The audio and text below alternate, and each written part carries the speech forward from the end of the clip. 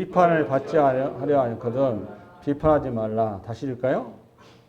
비판을 받지 아니하려거든 비판하지 말라. 1절인데 주어가 빠져 있죠. 주어가 빠져 있어요. 그렇죠?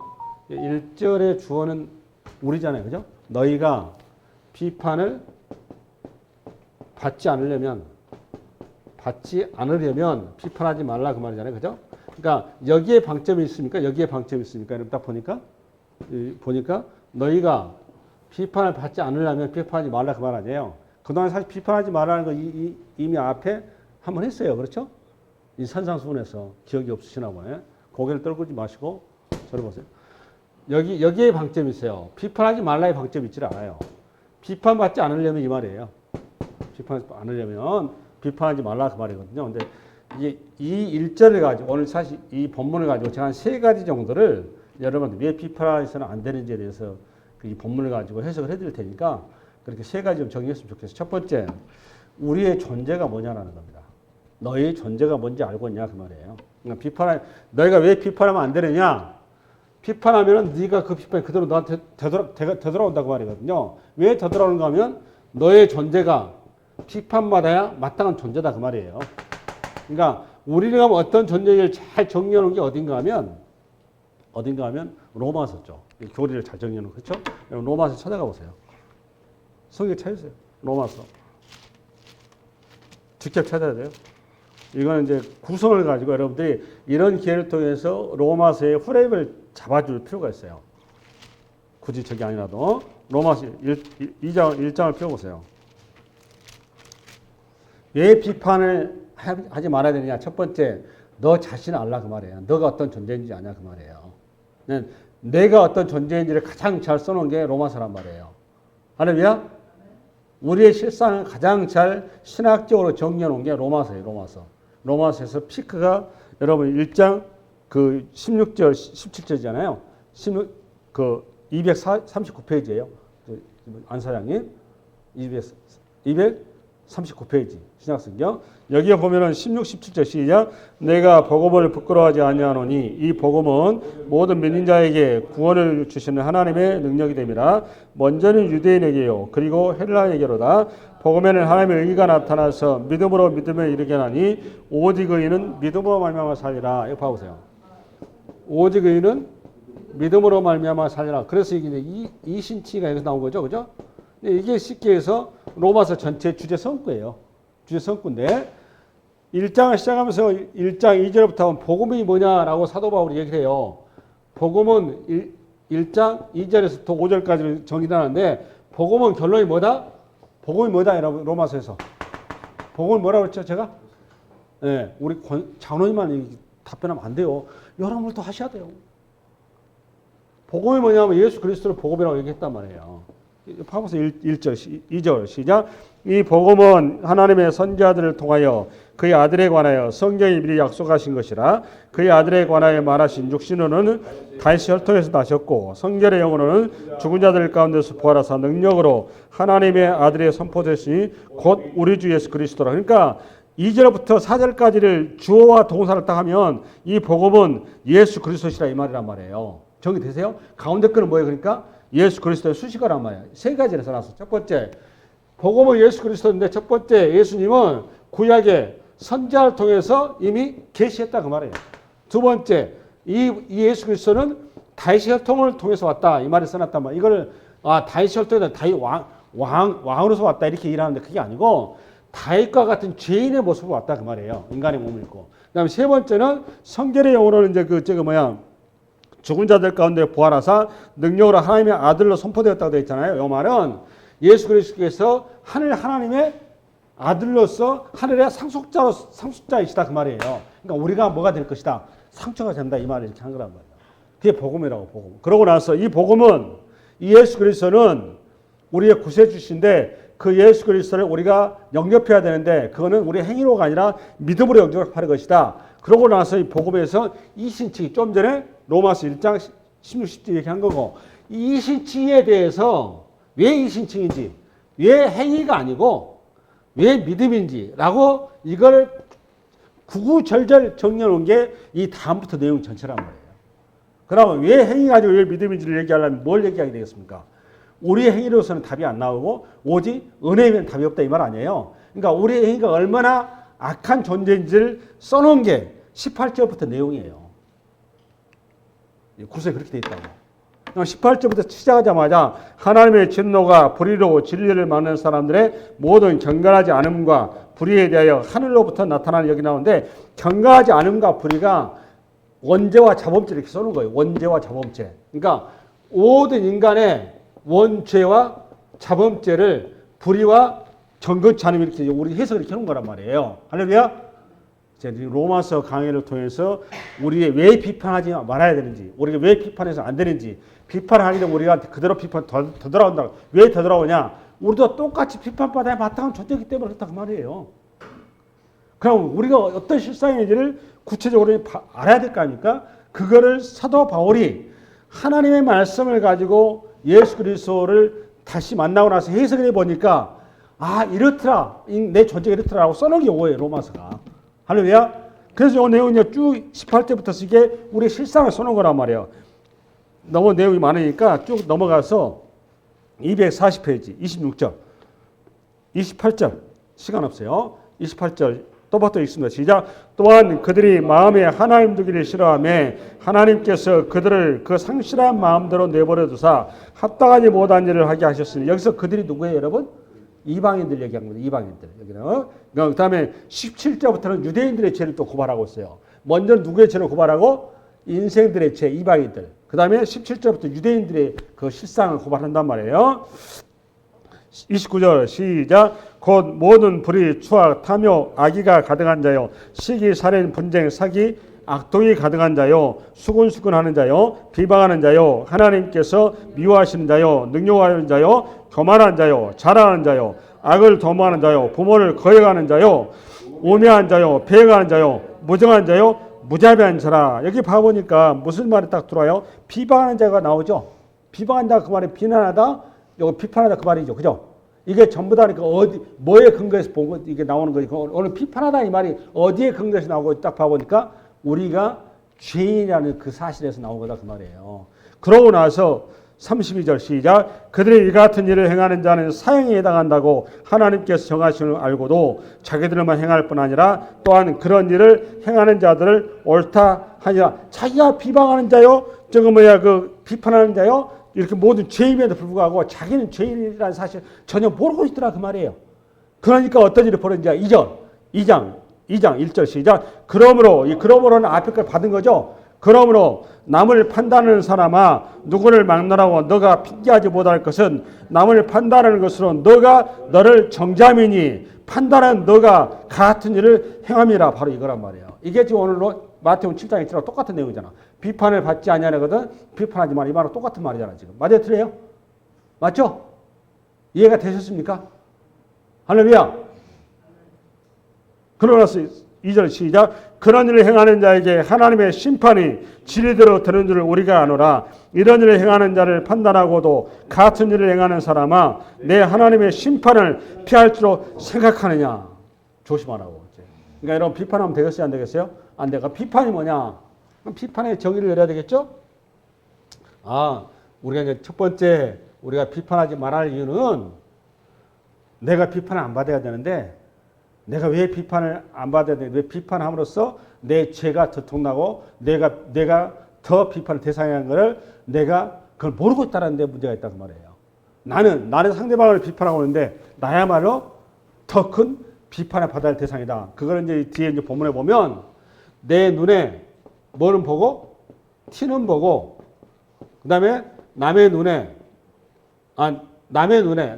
티는 보고 내 눈에 들보는 왜 못 보냐 이렇게 써놨단 말이에요. 그게 이제 그 예화란 말이에요. 우리처럼 써놓은 게. 여러분 들보가 뭐죠 여러분? 이거 썩가래를 얘기한 거죠? 그렇죠? 보와 보 사이의 연결은 들보. 그러니까 이게 어마어마한 거죠 사실. 티끌하고 들보 비교 대상이 아니잖아요. 그러니까 우리가 그런 존재라는 그렇게 악한 존재인데 우리가 상대방을 비난하고 비판하고 정죄할 우리의 수준과 근거와 내용도 아무것도 없다 그 말입니다. 왜 그렇다고 여러분? 우리는 아담 안에 전부 다 죄인 중에 괴수라는 거예요. 그래서 우리가 비판하면 안 된다고 말해요. 그 비판을 위해서 내가 오히려 정죄받는다는 거예요. 하나님 앞에 내가 심판받는다는 거예요. 할렐루야. 그러니까 비판이 뭡니까 여러분? 상대방의 허물과 약점과 그다음 상대방의 여러 가지 어떤 그 못난 점을 이걸 가지고 물고 늘어지는 거잖아요. 나는 너하고 틀려 이런 거 아니에요. 쉽게 해서 간단하게 해서 나는 너하고 달라 이런 얘기예요. 비판하는 건 뭔데요? 나는 너하고 달라 이런 거 아니에요. 그렇잖아요. 그게 비판 아니에요. 그래서는 안 돼 그 말이 이미 자기가 기준이 있는 거잖아요. 기준을 가지고 이 기준에 의해서 너는 그렇게 하면 안 돼 이거 아니에요. 여러분 저거 뭐야 민주당하고 저 국민의힘하고 뭐 국민의힘하고 저 민주당하고 둘이 한번 봐보세요. 하는 거 봐보세요. 자기 기준을 딱 가지고서 이거 무조건 그냥 요것만 맞는 거예요. 보면 상대방이 뭐 내 말이 틀립니까? 내가 뭐 둘 다 똑같다고만. 무조건 상대방이 자기 말 못하는 거 아니에요. 맨날 쌈박질만 하고 그냥 뉴스가 그렇게 할 일이 없나 모르겠어. 그런 거 똑같은 거라면 자기 기준이 무조건 옳은 거야. 근데 여러분이 딱 봤을 때는 양자가 보면 다 장단점이 있잖아요. 그렇죠? 네, 장단점이 다 있는 거예요. 근데 상대방의 어떤 단점과 그런 거를 전혀 인정 안 하고 무조건 자기의 어떤 그 장점만 가지고 자꾸 얘기를 하려고 그런단 말이에요. 그러니까 힘든 거예요. 이게. 그러지 마라 그 말이에요. 너도 그 이상의 나쁜 사람이다 그 말이에요. 첫 번째 우리가 1절에 보니까 비판하지 말라 그 말은 너야말로 비판의 대상이다 그 말이에요. 너 자신을 알라 그 말이에요. 두 번째는 어디로 가야 되는가 하면 그 2절 너희가 비판하는 그 비판으로 너희가 비판을 받을 것이요 너희가 헤아리는 그 헤아림으로 너희가 헤아림을 받을 것이니라.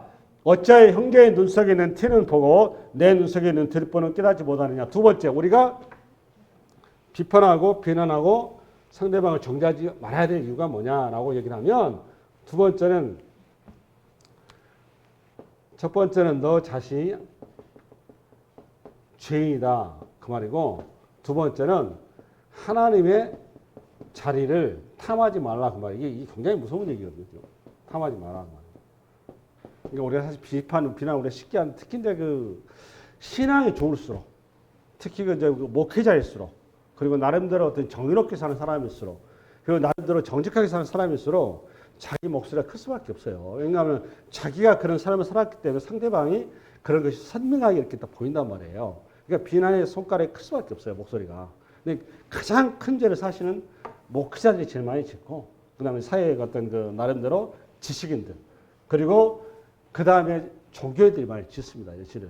근데 이걸 성경이 뭘 얘기하는가 하면 이 자리가 뭔가 하면 너가 비난하고 비판하고 정죄하는 그 당사자가 하나님의 형상이다 그 말이에요.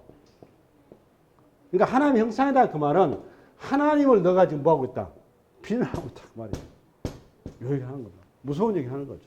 그러니까 이 사례를 어디를 좀 가는가 하면 로마서 오전에 로마서인데 고린도전서 4장을 한번 가보세요. 고린도전서 4장. 오전에 로마 14장을 했는데 고린도전서 4장 PPT 있을 거예요. 4장 1절에서 앞으로 볼까요? PPT 시간이 없어. 시작. 사람이 마땅히 우리를 그리스도의 일꾼이요 하나님의 비밀을 맡은 자로 여길지어다. 그리고 맡은 자들에게 구할 것은 충성이니라. 그게 유명한 본문이죠. 너희에게나 다른 사람이나 판단받는 것이 내게는 매우 작은 일이나 나도 나를 판단하지 아니야. 이거 누구 얘기인 거죠 지금? 바울의 얘기입니다. 바울이 여러분 아다시피 고린도 교회니까 이제 그 그리스도이잖아요. 2차 선교여행 가운데 이제 선교를 하면서 사도 바울이 당시에 사도 바울은 존재감이 없었습니다. 왜 그런가 하면 12 제자가 아니거든요. 그러니까 그의 그 어떤 신학이랄지 그의 어떤 그 설교가 듣는 청자들의 입장에서는 권위가 굉장히 없었어요. 그러다 보니까 항상 시달려요. 그 제일 힘들었던 게 뭔가 하면 사도 바울의 신학은 이신층인데 유대 12 제자들 포함한 당시에 대부분의 그 설교자들이 우리가 하나님 앞에 믿음으로 구원을 받는 건 맞기는 맞는데 믿음 플러스 뭐가 있어야 된다? 행위가 있어야 된다. 자꾸 이렇게 나오는 거예요. 그 행위 중에서도 여러분 이제 그 구약의 모세의 율법 중에서 여러 가지 내용들이 나오잖아요. 그래서 안식일 우리가 지금 주일날 예배 드리잖아요. 요 주일날 예배라고 확정이 된 게 교회사 이후 얘기예요.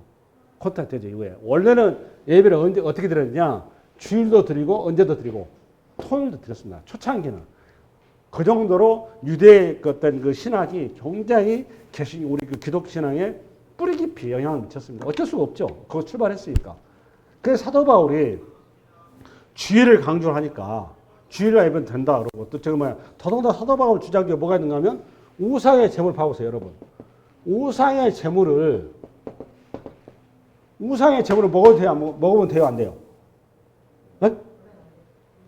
근데 여러분, 사도행전 여러분 들어가서 보다시피 첫 번째 에베소서 공예에 보면 네 가지를 그 공예를 통해서도 네 가지에 대해서는 금지시키잖아요.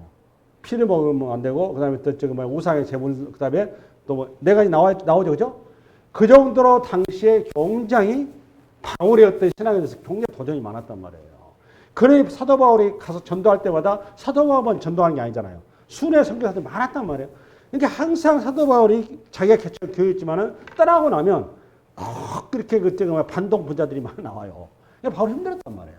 이것도 그런 가운데 보낸 겁니다. 그러니까 사도 바울을 자꾸 비난하고 정죄하고 비판하니까 지금 이걸 써놓은 거예요. 너희에게나 다른 사람에게나 판단받는 것이 내게는 매우 작은 일이나 나도 나를 판단하지 아니하노니 시작 내가 자책을 아무것도 깨닫지 못하라 이로 말미암아 의롭다함을 얻지 못하노라 다만 나를 심판하시는 누구다? 주님이시다. 까불지 마라 그 말이다. 너희들이 자꾸 나를 비난하고 판단해서는 이 모든 심판권자는 누구다는 거예요? 하나님. 왜 자꾸 너가 하나님 되려고 하냐 그 말이에요. 조심하라 그 말이에요. 야고보서 4장 한번 열어봐봐. 야고보서 4장. 응? 야고보서 4장 11, 12절. 4장 11절 12절. 봅시다. 시작. 형제들아 서로 비방하지 말라. 형제를 비방하는 자나 형제를 판단하는 자는 곧 율법을 비방하고 율법을 판단하는 것이라. 여러분 율법을 비방하고 판단할 수 있는 사람이 누구예요? 율법을 창시자. 그렇죠? 율법의 창시자는 우리 주님이시잖아요. 그러고 나서 판단하는 것이라. 너가 만일 율법을 판단하면 율법의 준행자가 아니요 재판관이로다. 그러니까 율법을 너희한테 행하라고 줬지 니한테 저거 판단하고 준 게 아니다 그 말이에요. 너는 재판관이 아니다. 그리고 12절. 입법자와 재판관은 오직 한 분이시니 능히 구원하기도 하시며 멸하기도 하시느니라. 너는 누구에게 이웃을 판단하냐. 무시한 엄한 얘기죠. 그러니까 여러분 오늘 이 본문이 야고보서죠. 오늘 아침에 출근하 여기 교회 오면서 우리 집사람하고 좀 차에서 얘기했는데 야고보서가 어떤 책이냐고 저한테 묻더라고요. 최고의 야고보서 강의는 앞으로 2, 3년 내에 제가 할 거예요. 근데 야고보서는 뭘 중시 여기죠? 행위죠, 행위. 그죠? 행위를 중시 여긴다 그 말은 뭔가 교회 공동체에 지금 행위에 문제가 생긴 거죠. 그죠? 맞죠? 그러니까 시간 속에서 야고보는 이제 야고보 사도잖아요. 시간 속에서 원래 신앙의 원래 자리가 은혜로 출발하다 보니까 이게 순간적으로 서서히 타락을 해요. 현실하고 타협을 한단 말이야. 그러면서 자연스럽게 교회가 어떻게 되는 거죠? 세속화가 돼가는 겁니다. 세속화가 되다 보니까 세속화에 대한 반동으로 다시 우리 신앙의 행위를 얘기한 겁니다. 그게 야고보서예요. 그러니까 야고보서를 쓸 당시에는 교회가 많이 어떻게 되어 있다는 거죠? 세속화되어 있다는 말이에요. 그러다 보니까 행위를 가지고 자꾸 판단해서 하고 비난하고 조소를 정의하니까 이 모든 판단과 비난과 비판과 어떤 이런 정죄하실 궁극적인 그분은 하나님이시다 그 말이니까 너희들이 자꾸 하나님의 자리에 주님의 자리에 서지 마라 그 말입니다. 그러니까 우리가 상대방을 판단하고 비난하고 비판하는 것은 누구의 자리에 서 있다는 얘기 거죠? 주님의 자리에 서 있다 그 말이에요. 하나님의 자리를 탐하지 말라 그 말입니다. 이게 두 번째 이유예요. 세 번째. 다시 본문으로 들어갑시다. 4절 시작. 보라 내 눈 속에 들보가 있는데 어째여 형제에게 말하기를 나로 내 눈 속에 있는 티를 빼게 하라 하겠느냐. 외식하는 자여 먼저 내 눈 속에서 들보를 빼어라. 그 후에야 밝히 보고 형제의 눈 속에서 티를 빼리라. 거룩한 것을 개인에 주지 말며 너희 진주를 돼지 앞에 던지지 말라.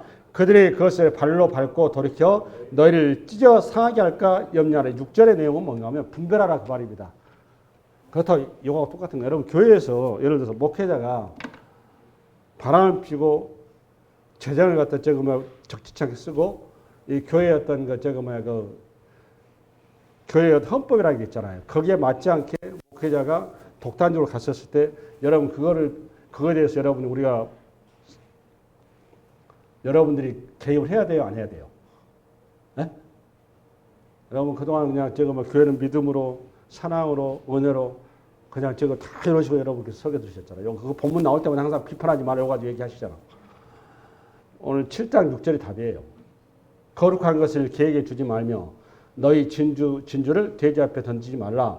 그것이 그들이 그것을 발로 밟고 돌이켜 너희를 찢어 상하게 할까. 분별과 비판은 다르다 그 말이다. 뭐가 다르다? 분별과 비판. 분별하라 그 말이에요. 목회자들이 잘못한 것에 대해서 당연히 정리가 돼야 되는 거예요. 그게 무슨 목회자라고 그래서 저기 하나님의 종이니까 이거 말도 안 되는 소리 하지 마세요. 교회라고 그래서 여러분 교회가 공적인 하나님께서 주시는 하나님 예수님의 몸인데 예수님의 몸이 지금 망가져가고 무너져 가는데 그걸 갖다가 은혜로 절대 너희들이 셧다운 해야 돼. 다 믿음으로 사랑으로 해야 돼. 그건 말이 안 되는 거예요. 그걸 놔두라 그런 얘기 아닙니다. 여기서 얘기한 거는 우리 내 자신을 알라 그 말이에요. 알되 우리가 분별해서 비판하고 판단하고 정죄하라 그 말이에요. 할렐루야? 네, 됐죠? 그 다음에 세 번째는 뭔가 하면 첫 번째는 너가 얼마나 큰 죄인지를 알라 그 말이고 두 번째는 뭐고? 내가 하나님의 자리를 탐하지 말라 그래요. 세 번째는 뭐냐? 외식하지 말라 그래 있죠. 그죠? 맞죠? 외식하지 말라 그 말. 여러 얘기예요. 이 말은 외식하지 마라 이 말은 굉장히 중요한 얘기인데 내 이웃은 경쟁의 대상이 아니다 그 말입니다. 대상이 아니고 뭐의 대상인가 하면 사랑의 대상이다 그 말이에요. 이게 포인트. 그러니까 그 외 서기관들과 바리새인들이 자꾸 이렇게 좀 문제가 되는가 하면 서기관과 바리새인들이 항상 보면은 어디를 보냐? 누가복음 18장을 열어봐봐요. 누가복음 18장. 예, 사례를 좀 봅시다. 읽읍시다. 시작. 또 자기를 어렵다고 믿는 다른 사람을 멸시하는 자들에게 이 비유로 말씀하시되 두 사람이 기도하러 성전에 올라가니 하나는 바리새인이요 하나는 세리라. 바리새인은 서서 따로 기도하여 이르되 하나님이여 나는 다른 사람들 곧 토색 불의 간음을 하는 자들과 같지 아니하고 이 세리와도 같지 아니함을 감사하나이다. 여러분 이 표현 속에 바리새인의 기도의 표현 속에 바리새인이 세리하고 자기를 비교하고 있죠. 그죠? 그래서 자기는 세리보다 어떤 존재다? 우월한 존재다 그 말이죠. 그러니까 이 표현 속에 이 이해 속에는 지금 어떤 심리가 들어가 있는 거죠? 경쟁 심리가 들어가 있는 거죠. 그렇죠? 맞아요, 틀려요? 내 말이 동의 안 되시나요? 이 경쟁 심리는 어디서 출발하는가 하면 아담 안에서 죄에서 출발한 거예요. 원래 우리는 예수 그리스도 안에서 전부 다 창조될 때는 모든 게 다 사랑스러웠단 말이에요. 근데 아담이 타락하자마자 맨 먼저 그렇게 한 몸처럼 생각했던 하와가 저 여자 이렇게 바뀌잖아요. 저 여자가 나한테 선악과를 따먹으라고 꼬셔가지고 내가 먹었지. 내가 무슨 먹을 생각이 있었나요? 이렇게 나온 거잖아요. 저 여자. 그 전에는 타락하기 전에는 어땠는데 살 중에 살이요 뼈 중에 뼈라고. 그러니까 무슨 관계에서 사랑의 관계에서 경쟁의 관계로 바뀌었고 이 경쟁의 관계는 모든 죄의 삭시기 때문에 모든 인류 역사 속에 그대로 이거 제도화되고 이것이 하나의 조직화된단 말이에요. 그게 뭐냐? 대표적으로 여러분 교육제도가 뭡니까? 교육제도가 여러분 특목고라 할지 인류대학이라 할지 또 여러분 항상 애들한테 뭐하라고 그래요? 너 공부 잘하니?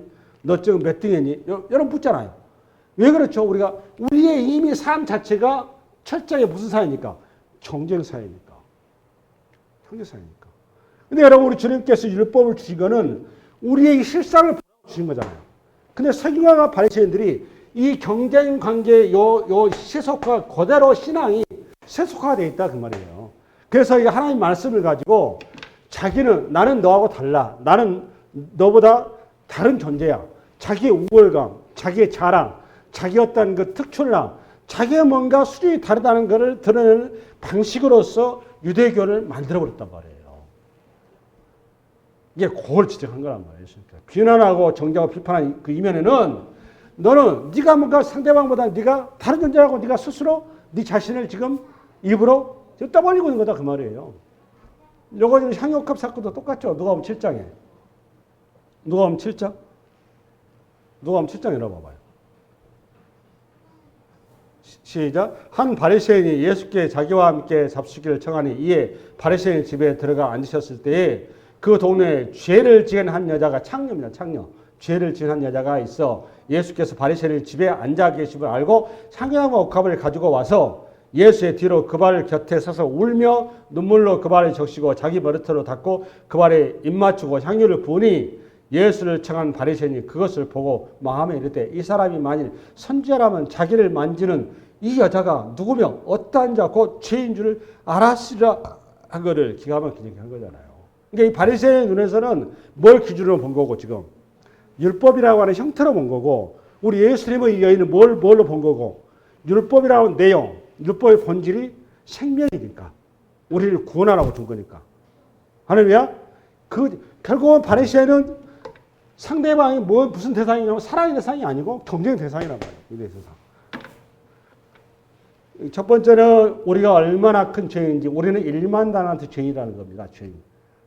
우리가 정죄하는 상대방은 500데나리온 죄인이고 이렇게 하려고 하는 거고 두 번째 하나님의 자리에 서지 말라 그 말이에요. 주님의 자리에. 그 다음에 세 번째 우리는 상대방을 사랑의 대상으로 봐야지 경쟁의 대상으로 봐서 안 된다 하는 겁니다. 그게 비난하지 말아야 될 이유입니다.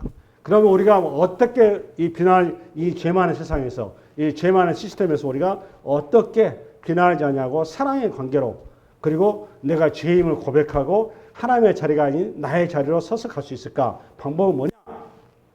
뭘까요? 성령의 충만함을 받아야 됩니다. 이건 야고보서에 보면 야고보서의 3장 2절 봐볼래? PPT. 야고보 3장 2절. 야고보 3장 2절. 앞으로 봐볼래? 우리가 다 실수가 많으니 만일 말에 실수가 없는 자라면 곧 온전한 사람이라 능히 온몸도 굴려 씌우리라. 경장이 이제 뭐에 실수가 없으면 말에 실수가 없으면 온전하다 그 말이죠.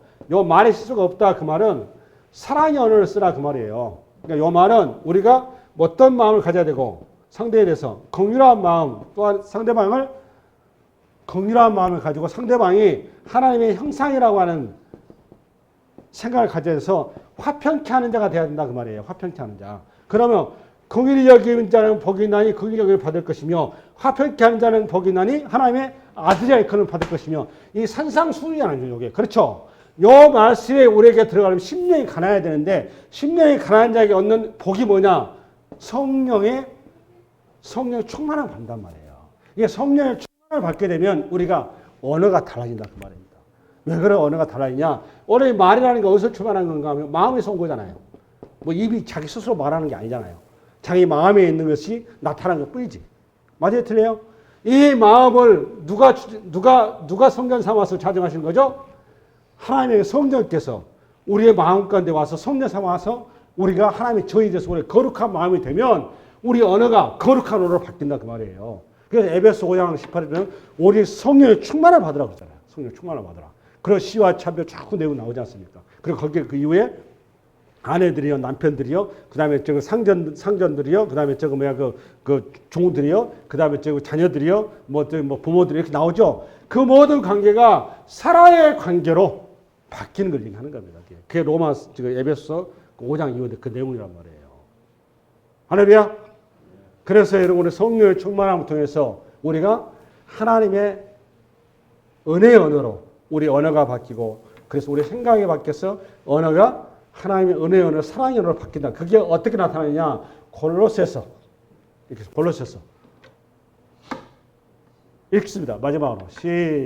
권사님 읽읍시다. 시작. 너희 말을 항상 은혜 가운데서 소금으로 맛을 낸 것 같이 하라. 그리하면 각 사람에게 마땅히 대답할 것을 알리라. 소금으로 맛을 낸 것 같이. 이렇게 되면 어떻게 해야 된다? 우리가 성령의 충만을 받아야 된다. 여러분, 마가다락방에 120문도가 열심히 기도하실 때 성령이 임하잖아요. 성령이 임하면서 맨 먼저 나타나는 현상이 뭐였습니까? 입을 통제하잖아요. 입을. 그렇잖아요. 입이 뭐로 바뀌었죠? 방언하죠. 방언. 하나님의 언어로 바뀌지 않습니까? 그러면서 그 공동체가 그 각자의 공동체에서 경쟁의 관계에서 사랑의 관계를 하나로 쫙 맞춰지 않습니까? 그래서 자기 것을 자기 걸로 여기지 아니하고 필요한 사람들한테 다 나눠주지 않습니까? 그게 성령의 충만한 그리고 우리가 구원받은 자 진정한 안식을 맛본 자만이 그 길을 간단 말이에요. 그런 자들은 비난 대신에 사랑과 은혜의 언어로 상대방의 긍휼한 마음을 가지게 되고 상대방에 대해서 하나님의 은혜의 마음을 헤아려서 접근한다 그 말입니다. 이 말씀이 이 한 주간 여러분을 지배하는 귀한 복된 주간 되시기 바랍니다.